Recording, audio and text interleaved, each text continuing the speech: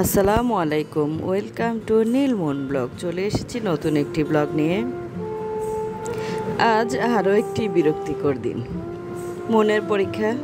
তাই মনকে নিয়ে ভোরে চলে যাচ্ছি বাসায়। নেহালের জন্য, ওর বাবার জন্য নাস্তা রেডি করে মনকে খাইয়ে তাড়াহুড়ো করে বের হয়ে গেছি। আজ আমি এক গ্লাস পানি খেয়ে বের হয়েছি, কিছু খাওয়া হয়নি, খুব তাড়াহুড়োয় ছিলাম। আমার মেয়েও একটু টেনশনে আছে, কারণ আজ ছিল ওর আইসিটি পরীক্ষা আর বিজ্ঞান পরীক্ষা, তাই একটু টেনশন নিয়েছিল। ওকে স্কুলে ঢুকিয়ে দিয়ে জামাল খান মোড়ে কিছুক্ষণ বসেছিলাম। এরপরে ফাইজার মা আমাকে নিয়ে হাঁটাতে হাঁটাতে হাঁটাতে একেবারে ডিসি হিল, একেবারে কাহিল বানিয়ে দিয়েছে আমাকে ভাবি হাঁটাতে হাঁটাতে। আজকে শুধু হেঁটেই গেছি।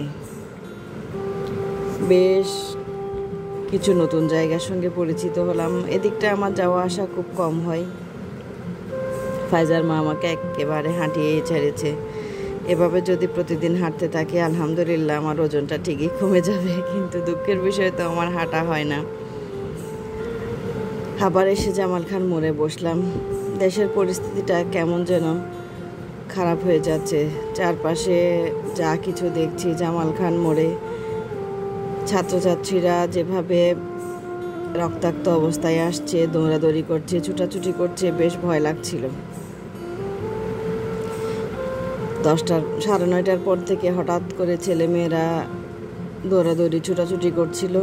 চারপাশটা কেমন যেন হয়ে গেল, কিছুই ভালো লাগছিল না। তখন অনেক অনুরোধ করে সিকিউরিটিকে বললাম যে একটু স্কুলের ভিতরে বসার সুযোগ করে দেওয়ার জন্য।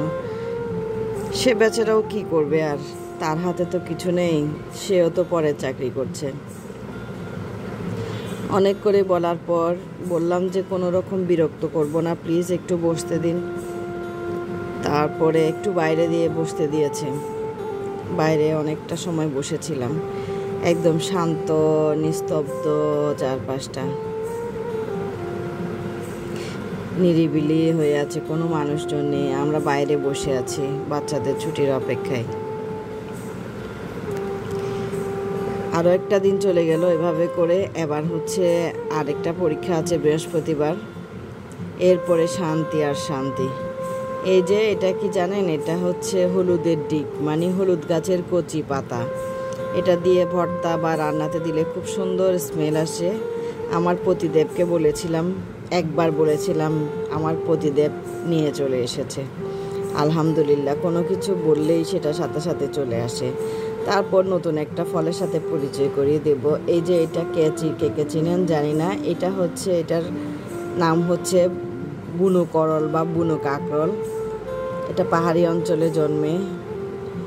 এরপরে বিকালবেলা আসলাম বাইরে বারান্দাতে, এসে দেখি চারপাশটা একদম, আকাশটা কেমন যেন লাল হয়ে আছে। তখন আম্মা বলতো মুহররমের 9 তারিখ 10 তারিখ আকাশটা লাল হয়ে যায়। আম্মা সবসময় গল্প করতো আমাদেরকে, হাসান হোসেনের রক্তে নাকি আকাশটা লাল হয়ে যায়। জানি না কতটা সত্য, মুহররমের মাসে এরকম আকাশটা প্রায় লাল দেখা যায়। আম্মার মুখে সবসময় এই গল্পটা শুনতাম। তো আজকের ব্লগ এখানেই শেষ করছি। সবাই ভালো থাকবেন, আমার নেহাল মনের জন্য দোয়া করবেন। আল্লাহ হাফেজ।